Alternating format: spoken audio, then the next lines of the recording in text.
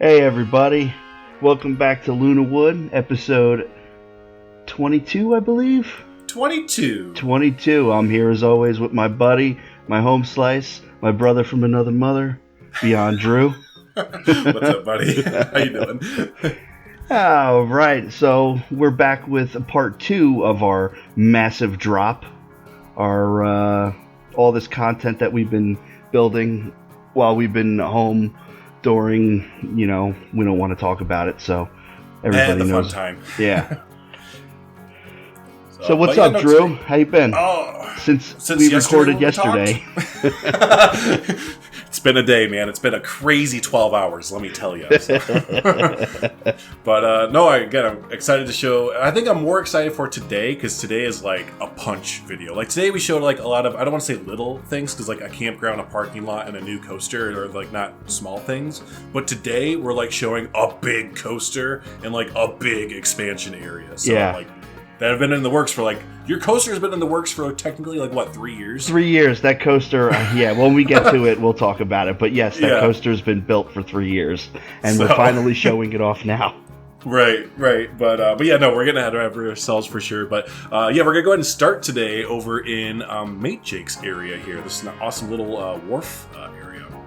Yeah, it's finally finished. We capped off the end there. You'll see the sky whirl, and the restaurants actually have working restaurants in them. They're named. Yep. Still themed to his German wurst and sausage and beer and everything the Germans love so much.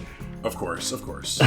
Beer and brats, and Lynx presents Professor Wurst, and nice. The guests do interact with the restaurants, so... Yeah, it's fun to see them when we have the whole park open and everything. See the guests darting back and forth between the restrooms and restaurants and gift shops and stuff.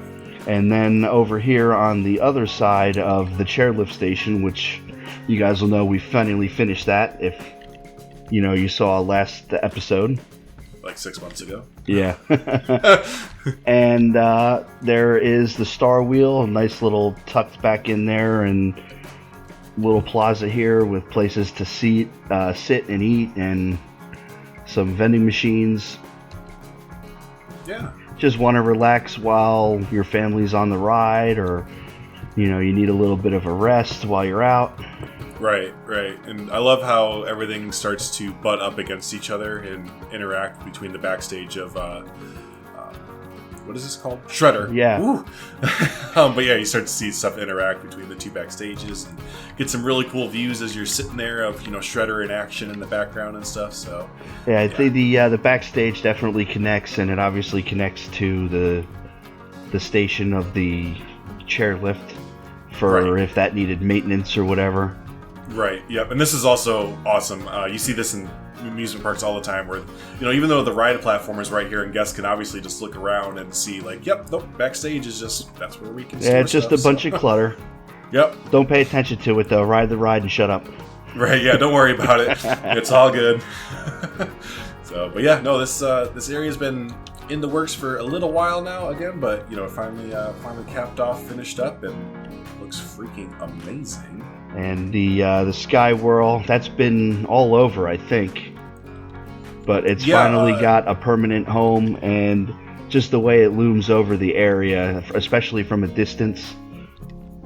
Yeah, we're going to show you some really cool shots of it at the end of the video and at nighttime, because HPK did some really authentic lighting for it that it might look a little weird at first, but like, from my personal experience, when I used to go to Great America, it looks perfect. It looks exactly like what they used to do. So, but yeah, no. So again, this is mainly Matejakezman area there with the Sky Ride and the awesome restaurants and everything. And then HPK came in and did some detail work with you did like the ride and everything, right? Yep.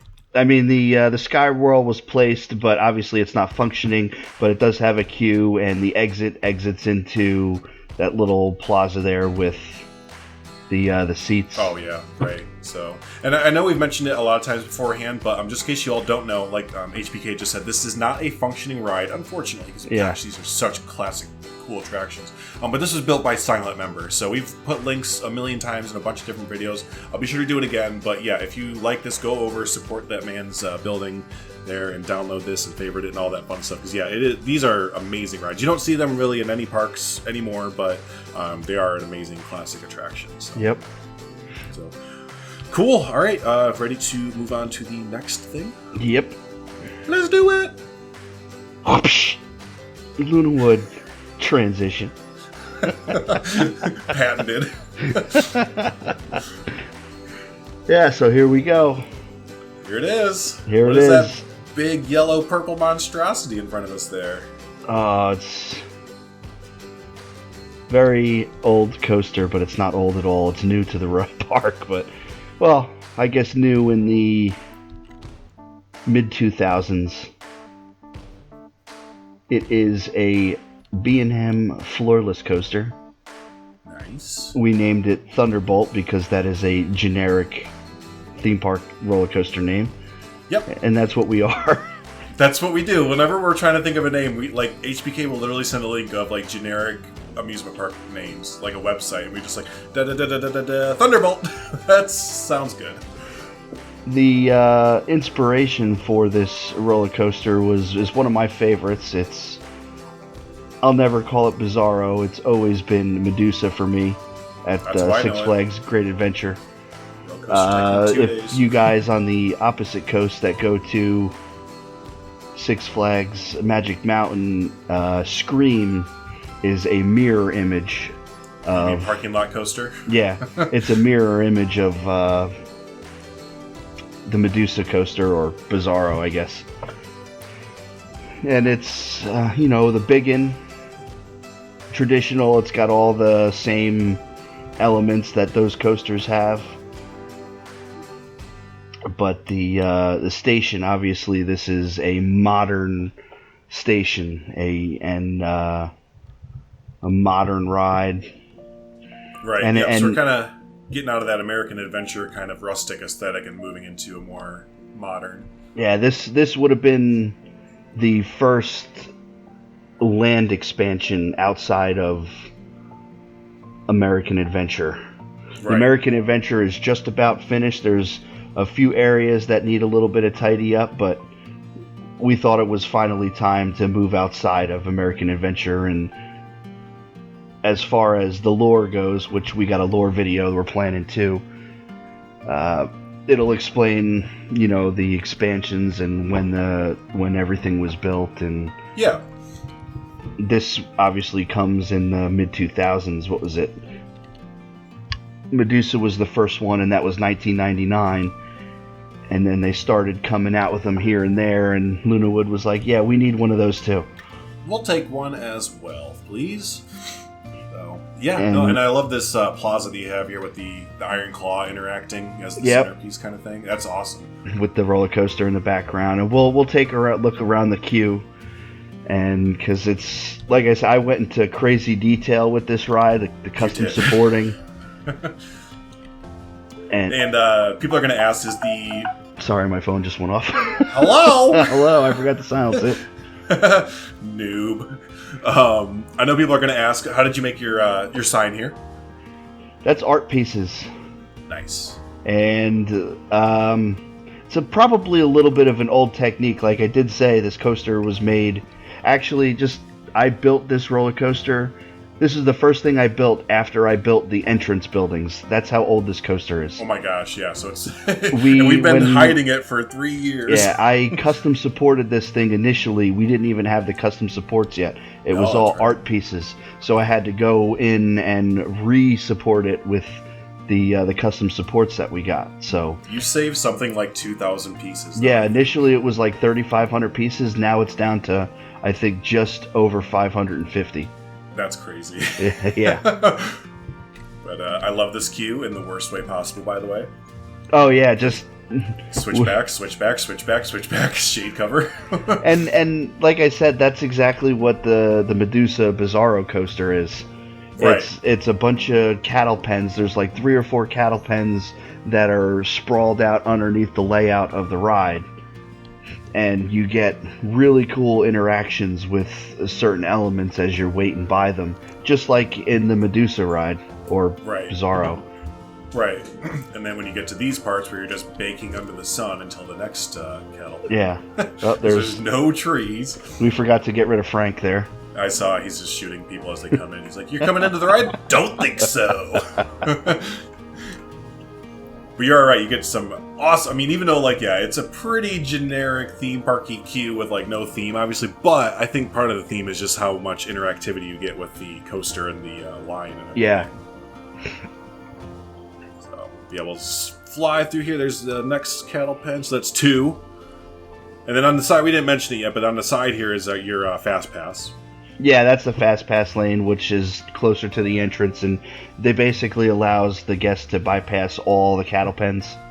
Yeah, so take a 3-hour wait and turn it into a 20-minute walk. Kind of yeah, and, look to the right a little bit, there's the maintenance shed for the building, and the transfer track, which I modeled exactly after Medusa, or Bizarro. You just call it Medusa. Yeah. It's fine. That's how I know it. Yeah, I remember when I built this thing, I was like switching back and forth between Planet Coaster and Google Earth for like days when I was building this thing. Just get everything exact.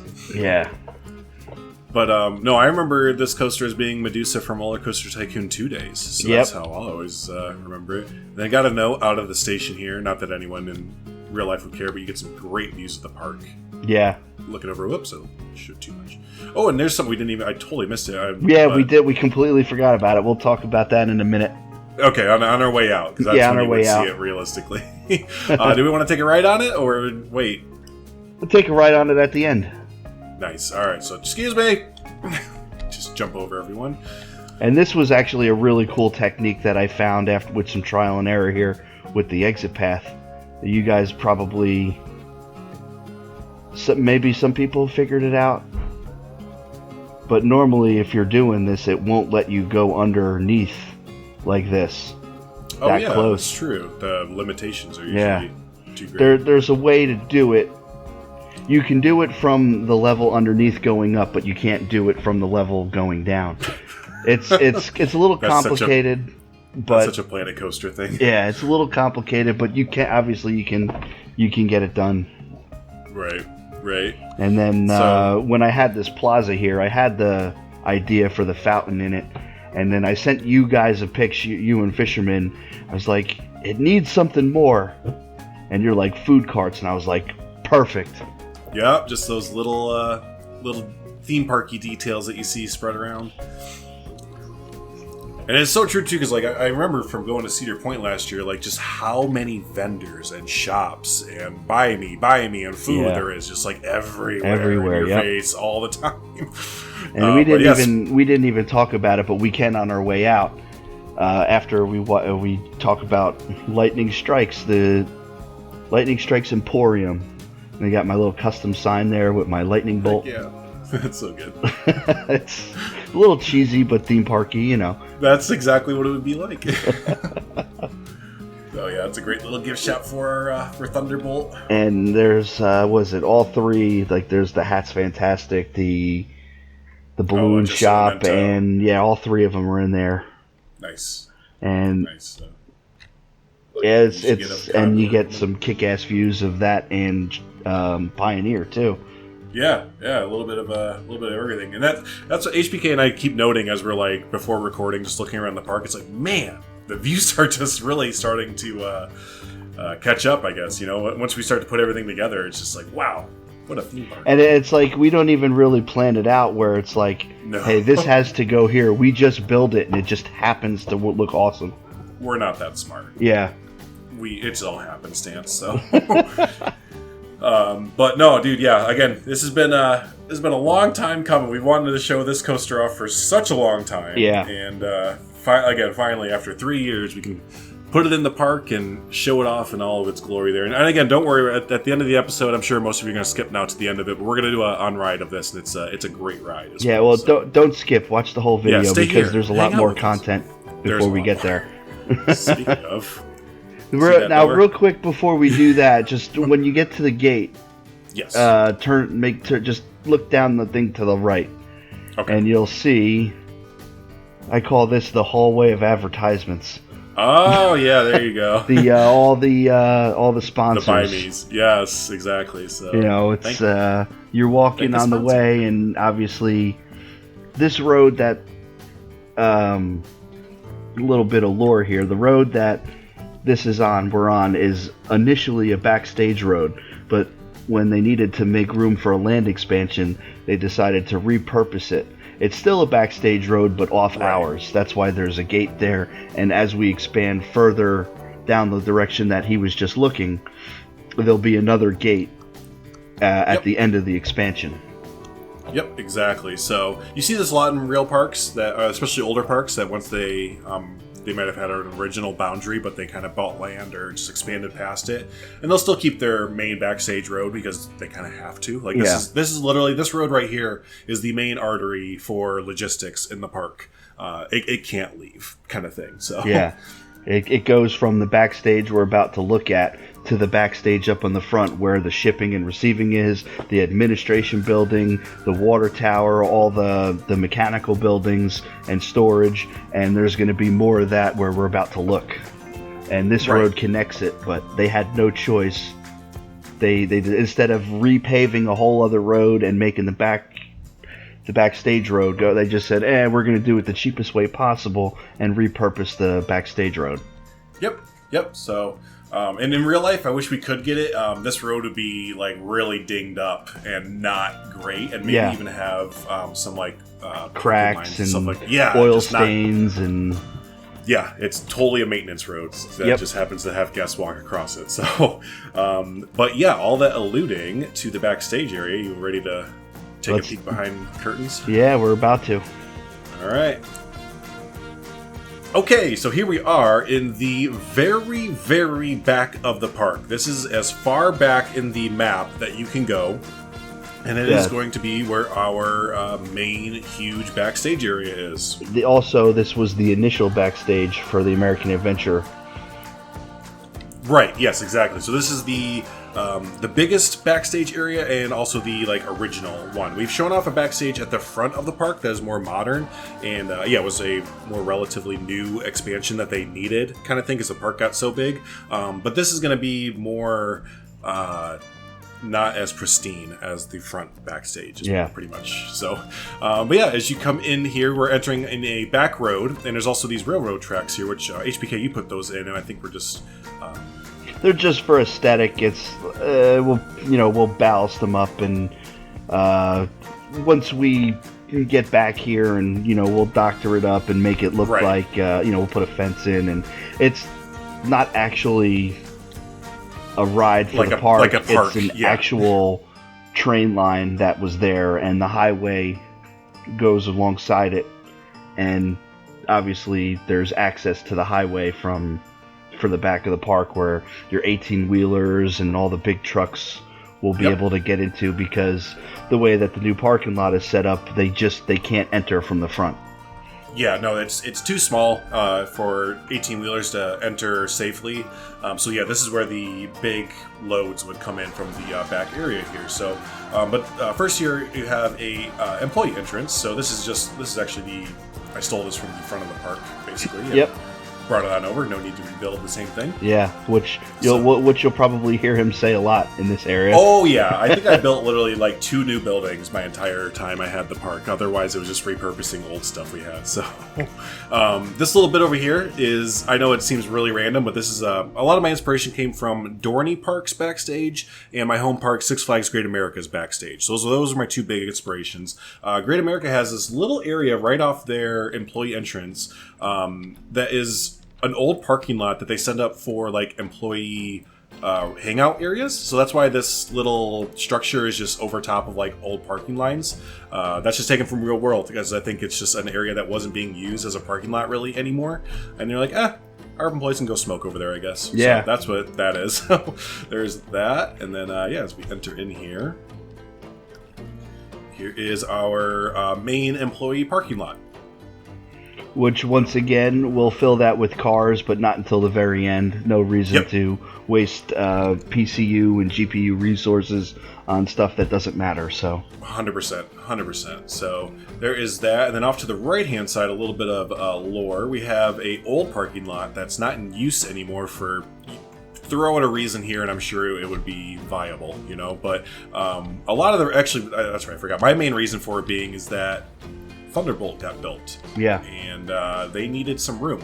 So they were like, yep, Thunderbolt's being built. We can expand our main parking lot a little bit and throw some of the supports into Thunderbolt's, or the parking lot over here. So you could also say, too, as they built up the front backstage, they didn't need, because there's a parking lot up in the front, they didn't need as much parking in the back either.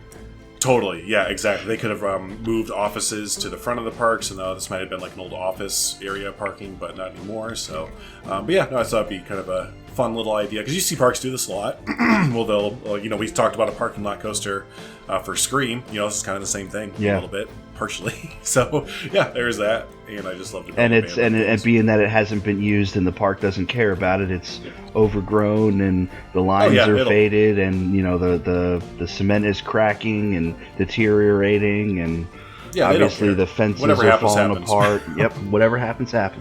Yeah, we don't gotta spend money on that anymore. So, so there is that, and then I'll actually just kind of start to back way out so you can get a better view. And there it is. There's the whole big backstage area here. So, and this is a really big area. And I know a lot of people will be like, wow, that's tremendously huge. It's bigger than Thunderbolt's area. And this is, if you look at a lot of backstage areas, you got to think logistically, it needs to be this big. Yes, it does. They need this much areas for transport vehicles, for maintenance vehicles, for lawn care employees, you name it. You know, greenhouse for plants.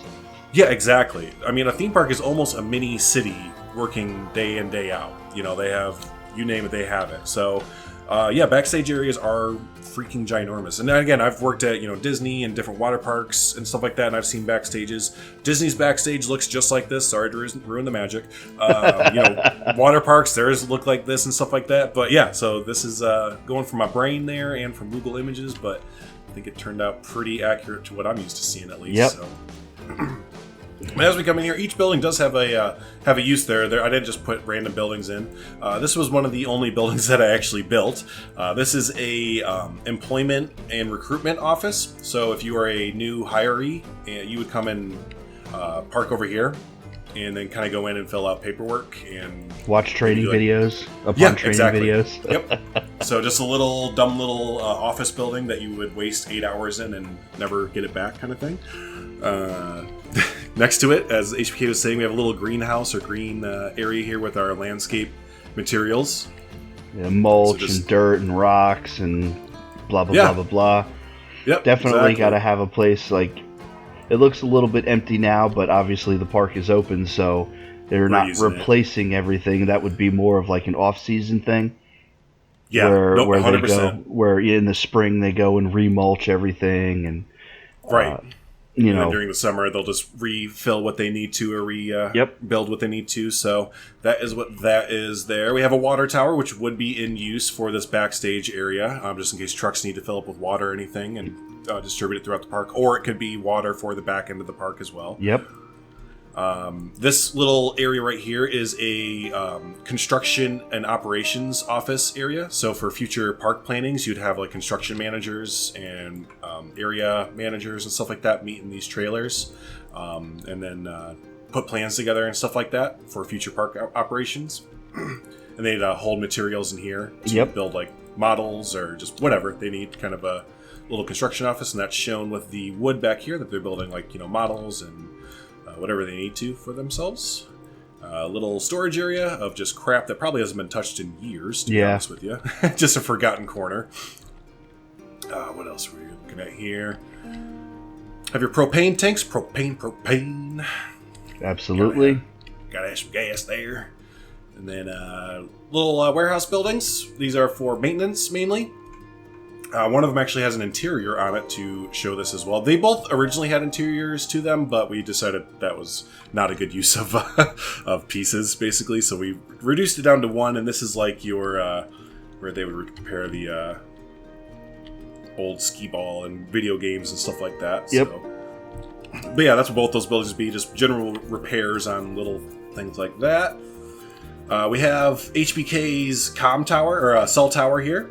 Yep. I figured we'd need at least one more in the park of this size, probably. Probably just to cover the bandwidth of everybody using it. Yeah, exactly. So, over here, I know it's pretty obvious, but just a little area where the 18-wheelers can drop off their loads if they don't need to bring it to the front of the park kind of thing. And then this ginormous structure here would definitely be multi-use. It would be maintenance, it'd be employee resources, it would be probably where they would store coaster track in the off-season. If they were going to build a new coaster, they would probably start storing track in here.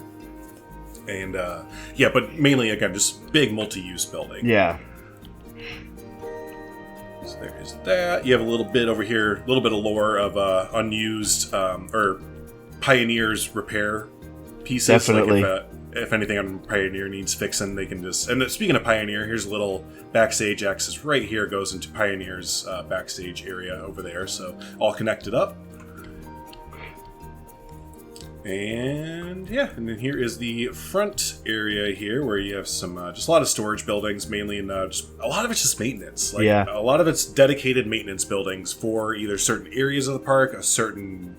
I would think that this building here would be Thunderbolt's maintenance area where they could bring the trains in easy since it's right there, kind of thing, if need be. But anyways, yeah, just a lot of maintenance, a lot of storage. Definitely, and it all looks. Like, man, you knock out of the park every time you do backstage stuff, man. You're so good at it. and then there's a little nugget there right underneath the trees, which I love. A little bit of lore. Is Forgotten Ride Alley, basically. So in here you have some Team TK pieces, which these are great that people are making some little flat rides for Team TK. You can't use these, but you have a little Ladybug flat ride here. You have our Swan flat ride back here. That's a little circular thing. And then you have right here a little coaster track of our old, what was it?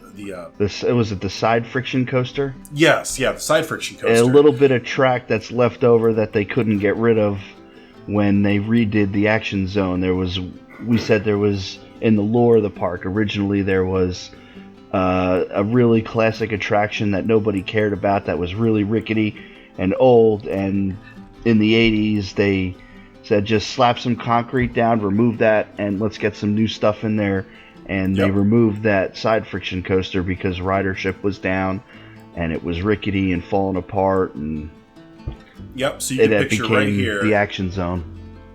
We've been talking about that forever. We never had a specific what was there kind of thing, but now we nailed it down. There was a side friction, like he just said, there was a side friction coaster that took up this whole plot of land, and they're like, you know what? We could fit one of those new kind of boomerangs? Is that what they call it? Yeah, plus a whole themed area, and that's initially what ended up them bankrupting the initial park, and then Luna Parks Inc. came in and swooped up and renamed the whole place Lunawood, and now it's become what it is today. Yep, exactly. So, but yeah, no, that is the huge. Oh, and just to tie everything together, because from before, this is the story of a girl. Oh yeah, cried a river and drowned the whole world. That's where we were right before we cut to the start of the backstage. That's that road that extends all the way to the other backstage. So we'll show you here our logistics, how we're working here. Ooh, lots of freaking out. So yeah, just follow this road all the way. Obviously it's a little empty right here, but it's going to get filled in, but it meets up with our new backstage. Yep. So there you go. Whew. I think that's it. Oh wait, we got showed off at nighttime. Because it's all lit up and very nice, and we're going to show off the star wheel, or the sky wheel as well. But yeah, here's Lunawood's parking lighting bill has definitely gotten a little bit more expensive over the That's why they put the solar panels in. Yes, exactly. Save on the energy. So they're trying to be green. And one last thing I want to show before daytime, I forgot, before we end it in daytime here, is the views that you get from the coasters now, because oh my god, they're horrendous. So as you're coming around Pioneer here, you just get basically a face full of, that's lovely. Yeah. And same thing for... I liked how you put it in the comments where we were talking about it on Discord. It's like, no given. No, the park gives no about your visual, what you see. Sit on the coaster, shut up, and ride it. Yes. Real quick while you're here, too, I just wanted to comment that I also did the trick to double platform or double catwalk. Oh, right. Yep. So you get the catwalks on both sides there. Still crazy how that's not an option. Yeah, I don't know how that's not an option, but maybe Planet Coaster 2. There you go. There you go. So, yeah, let me switch it back to nighttime there. There's at least one view as we're wrapping up the episode here that I wanted to show of the sky wheel there. There we go. Because again, I mentioned at the beginning of the episode, but you'd almost think that these would get like more elaborate kind of lighting just because of like how awesome they look. But this is it. They just throw a giant spot up on them. And it's not. It doesn't. HPK, you were saying like, oh, so the spotlight like follows the yeah, because I've never seen one of these in real life, and he's had one at Great America. So as I was trying to light this up, because Fisherman was in the park, and he's like, the only thing that's missing is the lights on the tri-whirl. And I was like, okay, I'll light it up for you guys. And it was like, how do we light it? Is it just a spotlight, or does the lights follow? Apparently, he said it's just a spotlight. So as the sky whirl rotates, it goes from dark to light to dark to light to dark to light. So, and it almost is like ominous looking because you just get this ginormous structure that goes into the light. And then Planet Coaster's lighting makes it really, really light at nighttime. But it's just in real life, it's just like lit up giant thing, and then it's gone, but you can still hear it, and it's just like, where did it go? It's scary. But yeah, no, these freaking rides are awesome. Whoops. Yep. Don't worry, we're in the ground. Okay. If you want to go over by, there's a really good shot that I would like to show everybody of that from the bridge over by Ohio Wrecker. Because it looms through the trees. Right there, that bridge right there. Okay. Is it that bridge? No, it's not that bridge. We built this park, I swear. Sometimes. It's over by Ohio Wrecker. There you go, that bridge in the distance. There you go, that one. Nice. How awesome is that? I love that. That's so great. So great. All right, man. Well, folks. You zoom out and we'll show everything off where the last two episodes. I don't know if we did that. Just so you guys got a frame of reference of everything. Look at this. This place is almost done. Kinda. Yeah. So yeah, really, So this is Lunawood in its current form right now. Really, for future planning, not to get too much in depth with it, but we have this right side to finish up right here, and we have the left side to finish up, which the left side's already being worked on. Yep. Technically, and the right side we already know what's going to go over there. So really, it's just a matter of doing the thing. Yeah, we've been saying it for a while. You know, we gave you guys 6 months off. We took 6 months off, but we're back at it, and we're all energized. I think except for with the exception of SDan, who's just, he's doing his own thing, and who cares? We're gonna say hi to him as we walk. Kidding, SDan, we love you, buddy. I talked to him last night, so he might be playing Planet Coaster again here soon. His Planet Zoo drive might be wrapped up there. He's ready to build a theme park. So, but no, anyways, yeah. In the coming months, there, don't go anywhere. Definitely, I know like you said, we left you hanging for half a year, but we're ready to go. We want to finish this up. We have other ideas for other projects that we still want to do as well. Yeah. So yeah, don't go anywhere. We're going to be wrapping this up and having a heck of a lot of fun between Planet Coaster and eventually, hopefully, Planet Coaster 2 there. So yeah. Whew. But yeah, next up, I'm going to be... Well, actually, I think we're kind of both going to be taking the park off and on kind of thing. We're doing a lot of detail work right now on placing music throughout the park and different sounds and stuff like that for that kind of thing. And then, yeah. We got a few little cleanup things that we got to go around. Some areas still need some fencing and curbing. We're going to do a little bit of that. And we're also in the process of planning the lore episode that we've been talking about when American Adventure was done.